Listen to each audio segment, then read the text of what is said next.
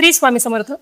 ज्यावेळेस पती घरामध्ये लक्ष देत नाही किंवा संसारामध्ये रस घेत नाही आणि आपले सर्व जबाबदाऱ्या कर्तव्य सोडून देऊन ज्यावेळेस तो वाईट मार्गाला लागतो आणि तो बाहेर अफेअर करू लागतो, त्यावेळेस आपला संसार डोळ्यासमोर बर्बाद होत असताना, आपल्या मुलांचं आयुष्य बर्बाद होत असताना त्या स्त्रीला काय यातना होते किंवा काय पीडा होते, त्यावेळेस तिची सगळी स्वप्न मोडून पडलेली असताना, तिचं जीवन उद्ध्वस्त झालेलं असताना जर स्वामींसारख्या समर्थ सद्गुरूंची कृपा जर त्या स्त्रीवर झाली तर तिचा उद्ध्वस्त झालेला संसार परत कसा उभा राहतो आणि तिच्या जीवनाचं स्वामी कसं सोनं करतात हे आज आपण आपल्या स्वामी अनुभवातून ऐकणार आहोत. चला तर मग आजच्या आपल्या दिव्य स्वामी अनुभवाला सुरुवात करूया. श्री स्वामी समर्थ. श्री स्वामी समर्थ.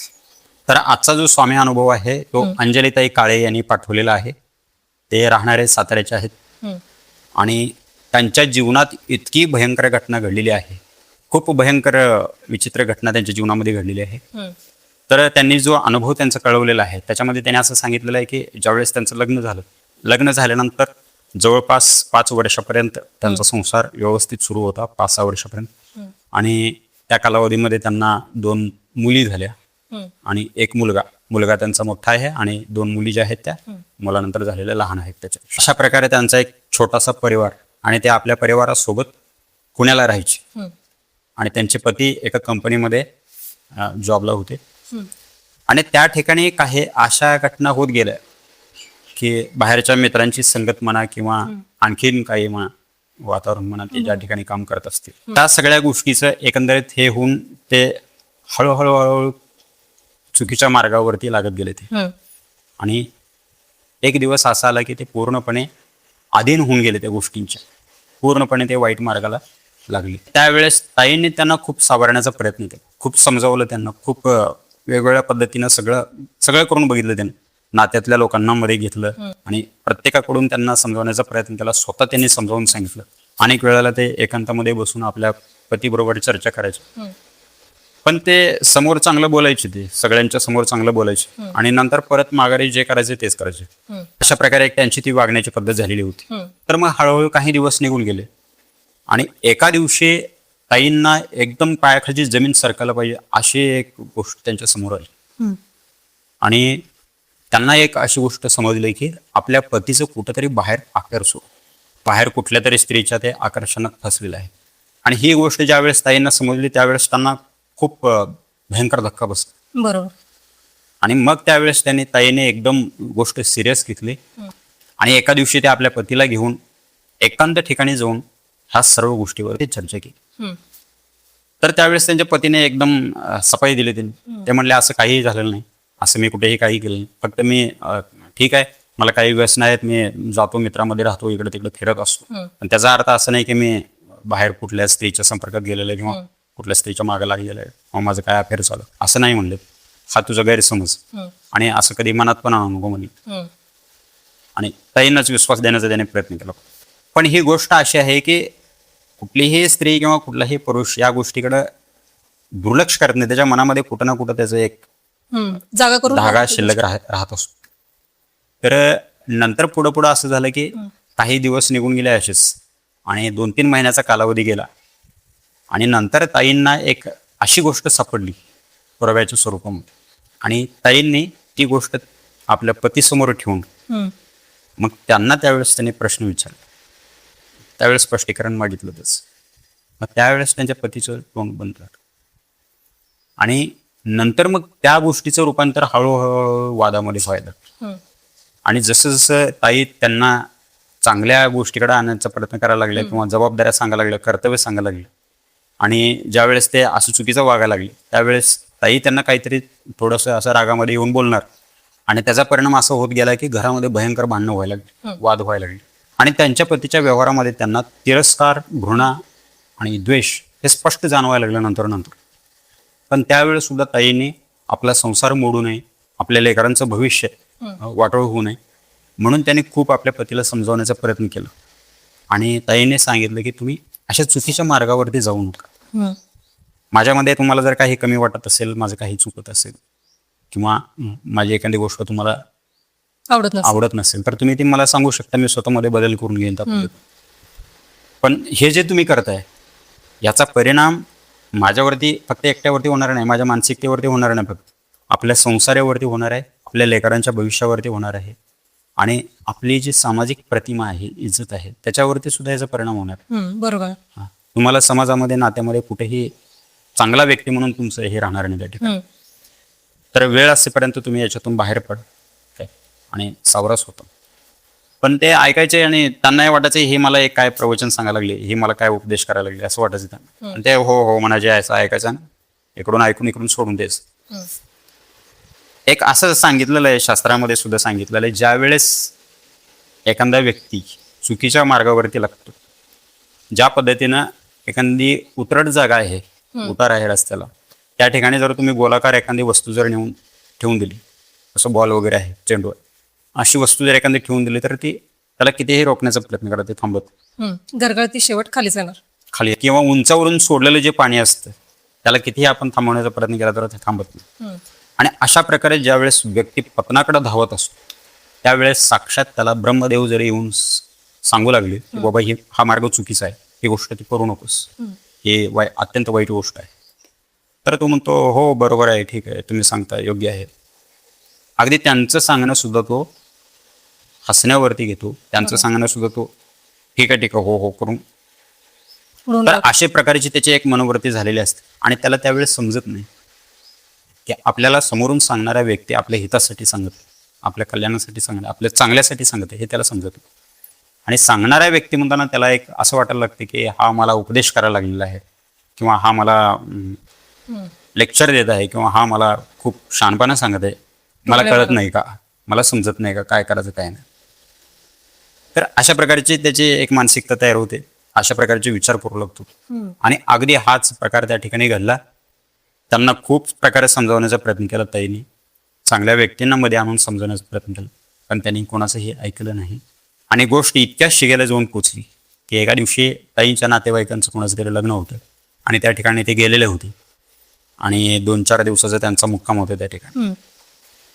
तर एका दिवशी अचानक पहाटे फोन आला 4-5च्या सुमाराला, आणि तो फोन जो आहे तो त्यांच्या शेजाऱ्यांचा होता. आणि ताईने फोन उचलला आणि त्यांना विचारलं की एवढ्या पहाटे काय झालं नेमकं. ताईंना अशी भीती वाटायला लागली आपल्या घरात काय, आणि घाबरून ताईने त्यांना विचारलं की काय झालं. तर ते म्हटलं की तुम्ही माझं नाव कुठेही घेऊ नका किंवा मी सांगितलं असं सांगू नका, तुमच्या घरामध्ये कोणीतरी दुसरी महिला दिसत आहे, आणि ज्यावेळेस मी पहाटे साफसफाई करण्यासाठी बाहेर जाते त्यावेळेस मला असं दिसून येत आहे की कोणीतरी तुमच्या घरात आलेलं आहे. तर तुमच्याशी काहीही गैरप्रकार घडू नये किंवा धोकाधडी होऊ नये या उद्देशाने मी तुम्हाला सांगत आहे. तर काय दक्षता घ्यायची आणि काय करायचं ते तुम्ही ठरवू शकता, असं सांगून ताईने फोन ठेवून दिलं ते. आणि नंतर ताई दुसऱ्या दिवशी ताबडतोब घरामध्ये हजर झाली. आणि अचानक आल्यानंतर बऱ्याच गोष्टी एकत्र पडलेल्या होत्या, आणि त्यांच्या घरामध्ये मग 4-5 गोष्टी अशा सापडल्या त्या महिलेच्या बाहेरच्या की मग पतींना काही त्या ठिकाणी बोलता येणं. आणि मग त्यावेळेस खूप मोठा वाद झाला, भांडणं झाली, तक्रारी झाल्या खूप, आणि गोष्ट एकदम टोकाला गेलेली होती. ताईंना अजिबात सहन झालं. आणि त्यावेळेस ताईंची अशी मनस्थिती झाली की आता आपण आत्महत्या करून आपलं जीवन संपवून टाकायला. इतका भयंकर धक्का त्यांना बसला, आणि त्या परिस्थितीतून त्या कशाबशा स्वतःला सावरून बाहेर पडल्या. नंतर 2-4 दिवसानंतर सर्व मंडळी त्या ठिकाणी आली, बैठक झाली, आणि बैठकीमध्ये ताईने आजपर्यंत जे काही झालेलं होतं त्या प्रत्येक गोष्टी सांगितल्या. कशा प्रकारे हळूहळू त्यांचे पती वाईट मार्गाला लागले, कशा प्रकारे घरामध्ये वाद होऊ लागले, आणि पहिल्यांदा ज्यावेळेस ताईंनी त्यांना पकडलेलं होतं त्यावेळेसपासून त्यांच्या घरामध्ये कशा प्रकारे भांडणं व्हायला लागली, आणि त्या भांडणाचा परिणाम त्यांच्या मुलावरती कशा प्रकारे झाला, आणि रोजची भांडणं, रोजची कटकट, वाद, त्या गोष्टीला वैतागून त्यांचा मुलगा घर सोडून निघून गेला होता.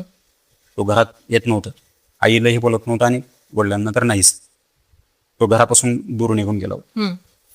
आणि ज्या 2 मुली होत्या त्यांच्या, त्या आपण लग्नाला जवळ आलेल्या होत्या. तर त्या दादांचं असं झालेलं होतं की अजिबात घरामध्ये लक्ष नाही, घरामध्ये कुठली गोष्ट लागणार आहे, अगदी पत्नीच्या अंगावरचे कपडे फाटले, मुलींच्या अंगावरचे कपडे खराब झाले तरी ते घ्यायचं नाही, किंवा त्यांना दवाखान्याला काही खर्च लागत असेल तर तोही बघायचा नाही, किंवा घरामध्ये इथपर्यंत की जेवायला यायचं त्या ठिकाणी जेवण करायचं घरामध्ये, पण घरातील काय किराणा साहित्य संपलेलं आहे काय काही बघायचं नाही. म्हणजे एकंदरीत त्यांचं पूर्ण घरातून लक्षच हटलेलं होतं. त्यामुळे त्यांना संसार काय आहे, घर काय आहे, आपला परिवार काय आहे, आपली पत्नी काय आहे, आपली मुलं, त्यांचं भविष्य काही समजत नव्हते. त्यांना फक्त आपल्या स्वतःच्या इच्छा, वासना आणि त्याची पूर्ती यामध्ये जास्त रस निर्माण झालेला होता. आणि अशा परिस्थितीमध्ये कशा प्रकारे ताईंनी घर सावरलं, आजपर्यंत कसं ताईंनी मुलींचं शिक्षण पूर्ण केलं, मुलाचं शिक्षण, घरचा खर्च भागवला, दवाखान्यापासून घरापासून प्रत्येक गोष्टी कशा हँडल केल्या शहरासारख्या महागाईच्या ठिकाणी राहून, ह्या सर्व गोष्टी ताईंनी सांगितल्या. आणि त्यांच्या पतीचं कसं चुकीचं वर्तन आहे, कशा प्रकारे ते वागतात, कशा प्रकारे घरामध्ये वाद होतात, कशा प्रकारचं त्यांचं बोलणं असतं, व्यवहार असतो, ह्या सगळ्या गोष्टी ताईंनी बैठकीमध्ये स्पष्ट सांगितल्या. आणि त्यावेळेस ताईंनी सांगितलं की आता मला हे सगळं सहन होत नाही, माझ्या सहनशक्तीच्या बाहेर गेलेल्या आहेत गोष्टी, आणि आता मला असं वाटत आहे की हे जीवन जगण्यापेक्षा संपून टाकलेलं बरं, आणि आता मला हे सर्व थांबवायचं आहे. त्यावेळेस त्यांचे पती ताडकन उभे राहिले आणि त्या सर्व बसलेल्या मंडळीमध्ये त्यांनी सांगितलं की मी तुला घटस्फोट देऊन टाकणार, मला तुझ्यासोबत राहायचं, संसार करायचा नाही तुझ्यासोबत. आणि त्यावेळेस आपल्या पतीचं बोलणं ऐकून ताई थोड्याशा आतून कठोर झाल्या आणि त्या पण त्या ठिकाणी बोलल्या की मला पण आता हा संसार करायचा नाही, मला पण हे सगळं आता इथंच थांबवायचं आहे. आणि त्यानंतर आलेली जी मंडळी होती त्यांनी ऑलरेडी त्यांच्या पतींना खूप समजवलेलं होतं, पण ते कोणाचंही ऐकत नव्हते. त्यामुळे आलेल्या मंडळींनीही घटस्फोट घेणंच योग्य आहे असं समजून ही बैठक त्या ठिकाणी संपली. आणि त्यानंतर पुढची जी काही प्रोसेस आहे ती प्रोसेस करून दोघांना त्यांचा मार्ग स्वतंत्र करून देण्याचा निर्णय झाला त्या ठिकाणी. मग त्यानंतर ताई आपल्या दोन्ही मुलींना घेऊन आपल्या माहेरी वडिलाकडे गेले आणि त्या ठिकाणी राहून ते आपल्या मुलींचं शिक्षण आणि जो काही खर्च आहे तो भागवण्यासाठी ते एका मेडिकल स्टोअरमध्ये कामाला लागले. आणि तिथून ते पूर्ण आपल्या घरचा खर्च भागवायचे आणि उरलेल्या वेळामध्ये शिलाई काम वगैरे अशी छोटी मोठी कामं करून ते आपला पूर्ण खर्च भागवू लागले आणि 4 पैसे शिल्लक टाकू लागले. मग आणि अशा प्रकारे काम करत करत 5-6 महिने निघून गेले आणि पुढे गौरी गणपतीचा सण होता. आणि त्यावेळेस त्या सणाला त्यांची एक बालमैत्रीण ती गौरी गणपतीच्या सणासाठी माहेरी आली होती, म्हणजे त्यांच्या गावी आली होती. आणि त्या ठिकाणी दोघांची गाठभेट झाली आणि बऱ्याच दिवसानंतर भेटीगाठी झाल्या, बोलणं झालं. आणि त्यावेळेस त्यांची मैत्रीण त्यांना म्हणाली ताईंना की मी तुझ्याबद्दल असं असं ऐकलं होतं, मला खूप वाईट वाटलं, तू एवढी चांगली आहेस, एवढी समजदार आहेस, आणि तुझ्यासारख्या एका चांगल्या मुलीबरोबर, चांगल्या स्त्रीबरोबर हे सगळं असं घडलं, हे मला ऐकून खूप वाईट वाटतं, मला खूप हे वाटतं, तर असं व्हायला नको होतं तुझ्याबरोबर तरी नाही. त्यावेळेस ताई म्हणाला की नशिबाचे भोग कोणाला चुकणार आहेत, माझे काही प्रारब्ध असेल त्याच्यामुळे हे सगळं असं घडत असेल. आणि अशा प्रकारे दोघांच्या गप्पा गोष्टी झाल्या आणि जाते वेळेस त्यांची मैत्रीण त्यांना म्हणाली की जी काही घटना तुझ्या जीवनात घडलेली आहे ती सतत मनात आणून असं रडत बसणं किंवा त्रास करून घेणं ते आता सोडून दे. आणि अजूनही जर स्वामींच्या मनात असेल आणि स्वामींची कृपा जर तुझ्यावरती झाली तर तुझा संसार अजून सुद्धा सावरू शकतो, अजून पण तुझं चांगलं होऊ शकतं किंवा काहीतरी चांगला मार्ग निघू शकतो. तू स्वामीवरती विश्वास ठेव आणि स्वामींना प्रार्थना करत राहा. त्यानंतर ताईने सांगितलं की म्हणाले बाई मी खूप उपवास केलेत, खूप व्रत केले, सगळ्या देवधर्म झालेत, सगळं करून बसले, मी कशाचा काही काडीवर परिणाम झालेला नाही माझ्या नवऱ्यावरती किंवा त्याचं कसलं फळ सुद्धा मला भेटलेलं नाही, कसलाच काहीही फायदा झालेला नाही, त्यामुळे आता मला देवावरती सुद्धा विश्वास राहिलेला नाही. त्यावेळेस त्या ताईने सांगितलं की तू जे काय बोलत आहेस ना, स्वामी कृपा त्याच्या खूप पुढे आहे म्हणून. तप केल्यानंतर, तपश्चर्या केल्यानंतर, मोठमोठी साधना केल्यानंतर जे भेटत नाही ते स्वामी कृपेनं आपल्याला सहज भेटत. त्यामुळे तू ह्या सगळ्या गोष्टीची तुलना स्वामी कृपेशी करू नको, स्वामी बरोबर करू.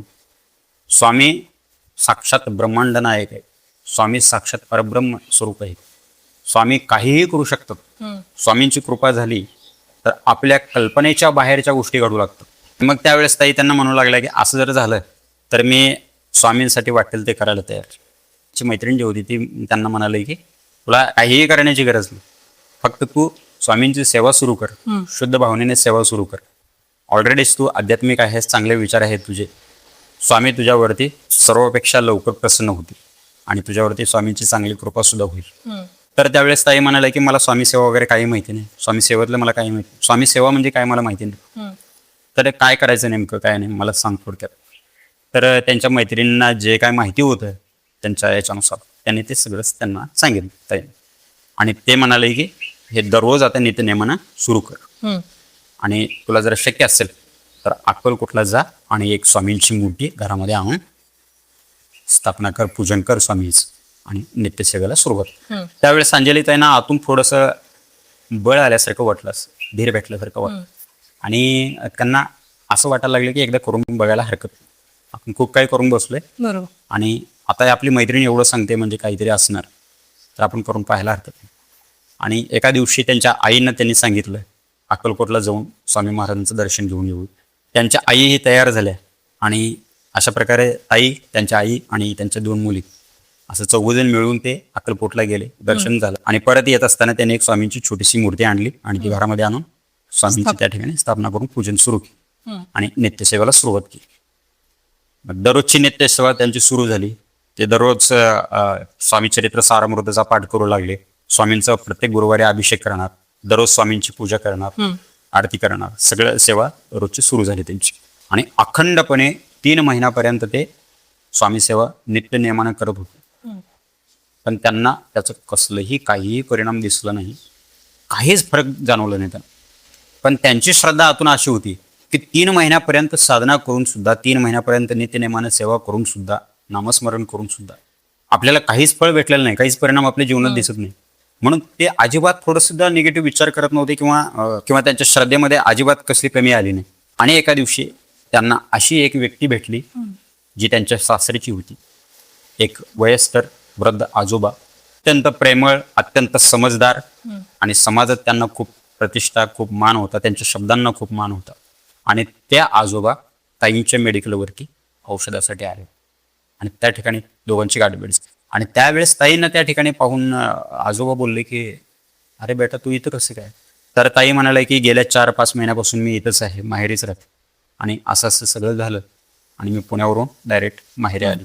त्यावेळेस आजोबा त्यांना म्हणाले की हो मला ह्या सगळ्या गोष्टी समजल्या आणि मी त्या बैठकीला येऊ शकलो नाही, त्यावेळेस मी दुसरीकडे गेलो होतो, पण मला हे खूप वाईट वाटतं म्हणे. आणि बेटा तुला एक गोष्ट सांगतो मी, अजूनही वेळ गेलेली नाही आणि तुला जर अजूनही तुझा संसार जर सावरून घ्यायचा असेल, व्यवस्थित करायचं असेल सगळं, तर मला फक्त हो म्हण, मी तुझ्या नवऱ्याशी परत बोलून घेऊ. आणि जर तू माझ्या शब्दाच्या बाहेर गेला, मी सांगितलेलं जर तू नाही ऐकलं, तर मग तुला जे करायचं असेल ते कर. त्यावेळेस ताईंनी सांगितलं की ठीक आहे तुम्ही म्हणताय तर मग तुम्ही बोलून पहा.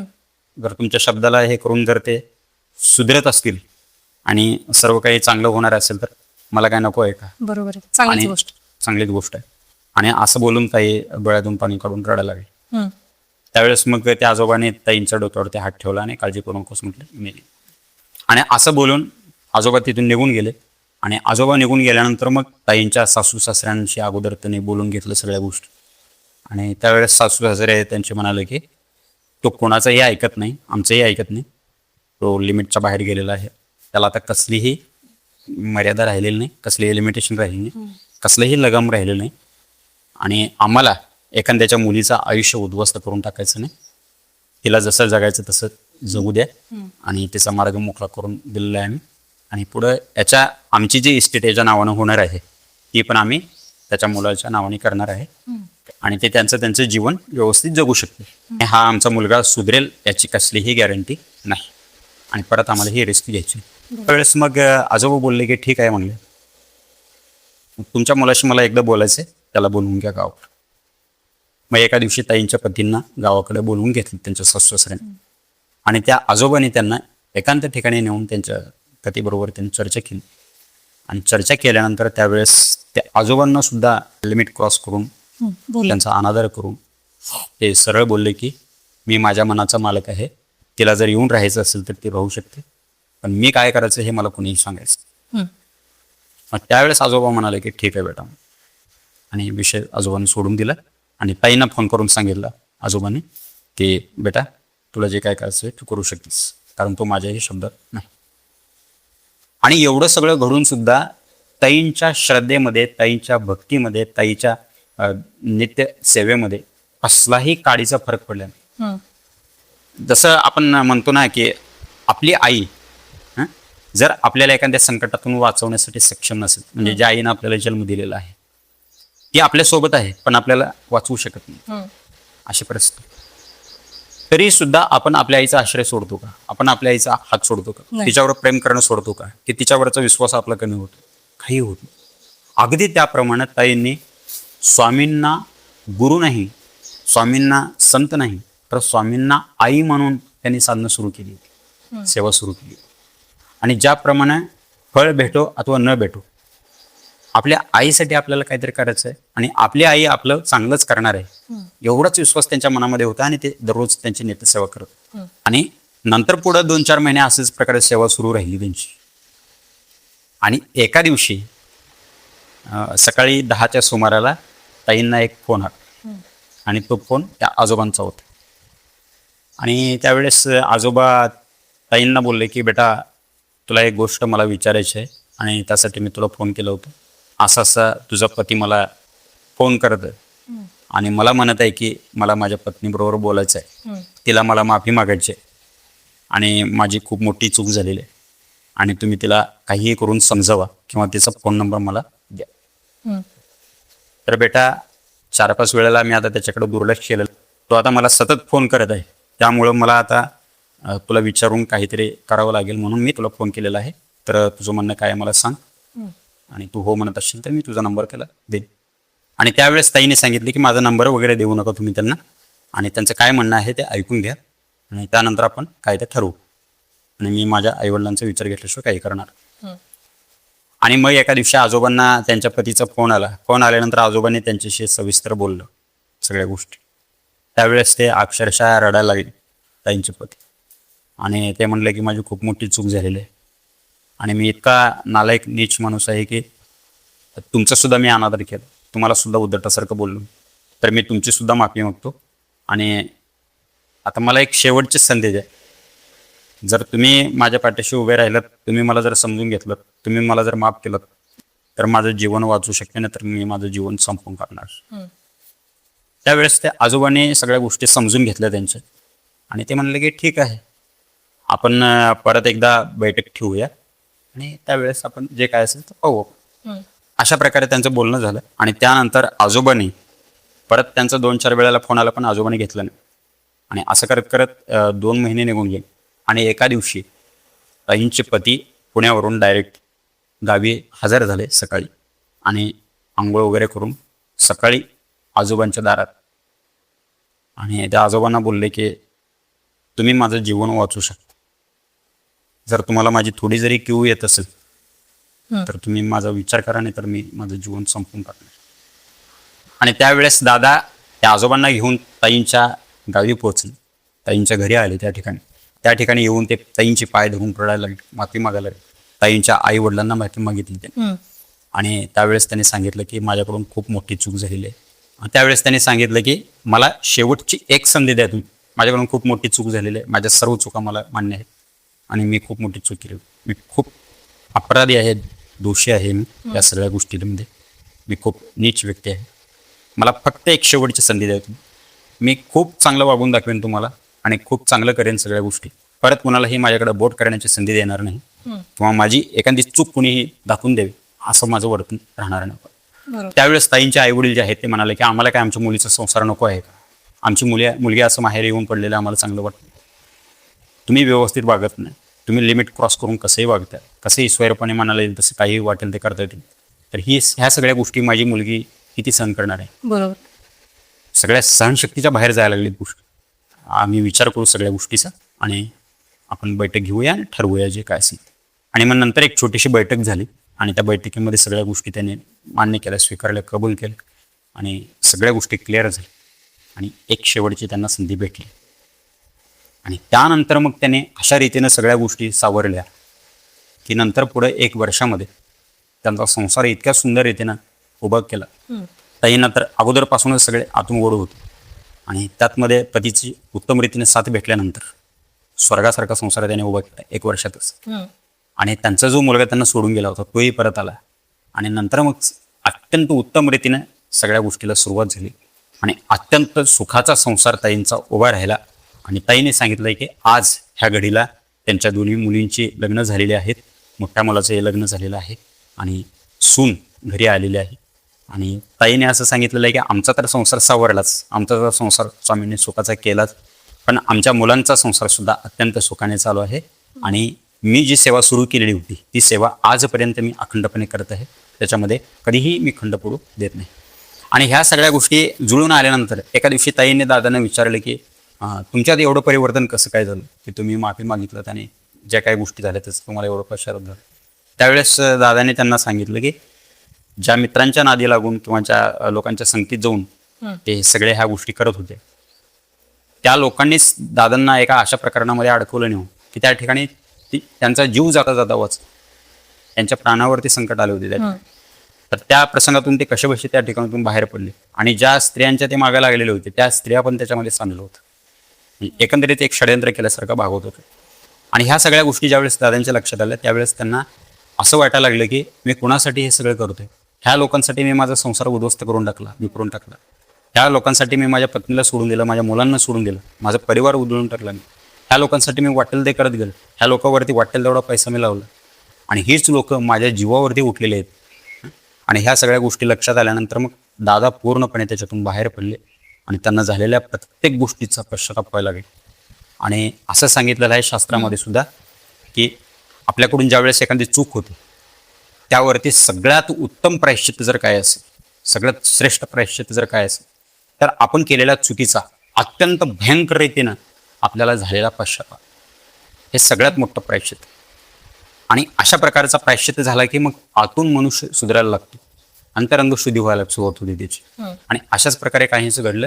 तर ताई आज सांगतात की आज जर माझ्या पतीकडे कुणी जर पाहिलं तर कुणीही म्हणणार नाही की ह्या व्यक्तीनं पूर्वी असे काम केलेले आहेत किंवा अशा प्रकारचा व्यक्ती होता किंवा अशा प्रकारचे चुकीचे सर्व कामं यांनी केलेले आहेत असं कुणीही म्हणणार नाही. इतके ते सज्जन आणि सात्विक आज बनलेले आहेत असं ताईने सांगितलेलं. अत्यंत सुखानं आनंदानं ते राहत आहेत आणि त्यांचं नातं सुद्धा इतकं घट्ट बनलेलं आहे जे पूर्वी कधीच नव्हतं. अशा प्रकारचं त्यांचं नातं जुळलेलं आहे असं ताईने सांगितलेलं आहे. तर अशा प्रकारे ताईंचा जो संसार होता जो उद्ध्वस्त झालेला होता, सगळी स्वप्न मोडून पडलेले होते त्यांचे आणि काहीही संभावना शिल्लक राहिली नव्हती. असा संसार सुद्धा स्वामींच्या कृपेनं सावरला पूर्णपणे आणि स्वामींनी त्यांच्या संसाराचं सोनं केलं, त्यांच्या जीवनाचं सोनं केलं आणि इतक्या सुंदर रीतीने त्यांचा संसार परत उभा केला की त्याला एखाद्याची दृष्ट लागायला पाहिजे इतका सुंदर संसार स्वामींनी उभा करून दिला.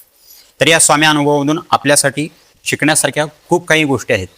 आपण कशा प्रकारे स्वामींची सेवा करायला पाहिजे, कशा प्रकारे आपली स्वामीवरती श्रद्धा असायला पाहिजे, कशा प्रकारची आपली भक्ती असायला पाहिजे. कुठल्याही परिणामाचा विचार न करता, कुठल्याही फळाचा विचार न करता आपली श्रद्धा अखंडपणे एक समान ठेवून कशा प्रकारे भक्ती करायची असते, साधना करायची असते, सेवा करायची असते त्याचं एक प्रत्यक्ष उदाहरण ताईंच्या जीवनातून आपल्याला भेटतं. नाहीतर काही लोक असतात थोडीशी साधना करतात, थोडीशी सेवा करतात आणि फळ नाही भेटलं ते ताबडतोब त्यांची श्रद्धा पण बदलते आणि मार्ग पण बदलतो त्यांचा. तर अशा प्रकारची जी श्रद्धा असते, भक्ती असते, ती भक्ती भगवंताला अजिबात प्रिय नाही. मुळात काय आहे, स्वामी आपल्यापेक्षा कितीतरी पटीने चतुर आहेत. चतुरातू शिरोमणी म्हटलेलं आहे त्यांना.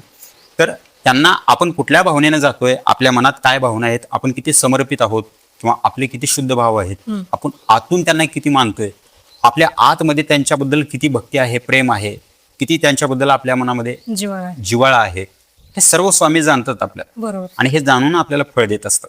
जर कोणी वरून वरून भक्ती करून त्याचं फळ प्राप्त करून निघून जाण्याचं तर स्वामी सगळे जाणतात. अशा लोकांना अजिबात फायदा होत नाही.